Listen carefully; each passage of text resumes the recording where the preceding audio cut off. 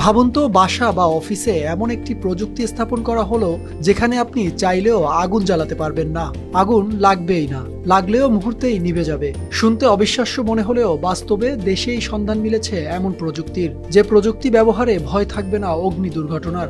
পরীক্ষায় দেখা গেছে যেখানে এই প্রযুক্তি ছিল সেখানে আগুন জ্বালানোর চেষ্টা করেও জ্বলেনি আগুন। এই ডিভাইসের আশপাশে যেন অদৃশ্য এক শক্তি নিভিয়ে দিচ্ছে আগুন। আমরা ম্যাক্সিমাম ক্ষেত্রে দেখি কোনো বড় বিল্ডিংয়ে আগুন লাগলে তখন পানি শর্ট হয়ে যায়, গ্যাস ওরিয়েন্টেড যেগুলো আছে সেই গ্যাস ওরিয়েন্টেডও শর্টেজ হয়ে যায়। যদি ফায়ার পাসে সাপ্রেশন সিস্টেমটাকে যদি ইমপ্লিমেন্ট করা যায় তাহলে একটা বড় কোনো অ্যাক্সিডেন্ট এড়ানো সম্ভব, এবং এটা আনলিমিটেড অ্যাক্সেস, যাতে আপনার ড্যামেজের সম্ভাবনা অনেক কম থাকে।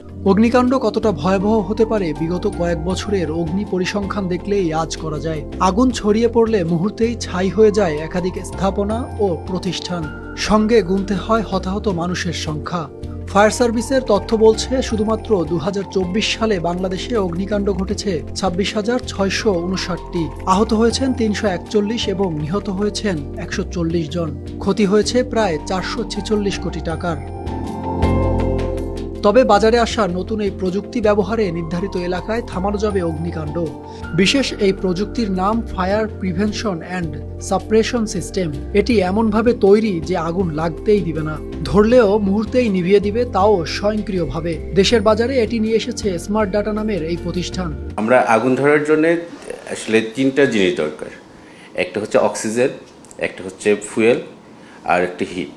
তো আমরা এখানে যেহেতু এয়ার পার্টিকেলটাকে আমরা কন্ট্রোল করতেছি, অক্সিজেন লেভেলটাকে, তো এই তিনটার যে একটা রিয়াকশন আছে, এই রিয়াকশনটা আমার এই এয়ার পার্টিকেলটাকে কন্ট্রোল করার কারণে এই রিয়াকশনটা হচ্ছে না, যার জন্য আমরা এই ফায়ার পাসের এই টেকনোলজির কারণে এখানে আগুন ধরবে। এই প্রযুক্তি মূলত হাইপ্রক্সিক জেনারেটরের সাহায্যে নির্দিষ্ট স্থানে অক্সিজেনের মাত্রা এমনভাবে নিয়ন্ত্রণ করে যে আগুন টিকতে পারে না।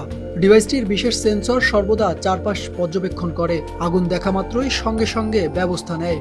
এই প্রযুক্তি data centre, museum, archives, substation, বড় building, tunnel, aerospace, nuclear centre সহ গুরুত্বপূর্ণ স্থাপনায় ব্যবহার উপযোগী। যুক্তরাষ্ট্রে আবিষ্কৃত এই প্রযুক্তির সফল প্রয়োগ হয়েছে দক্ষিণ আফ্রিকা, ইউরোপ ও সৌদি আরবে।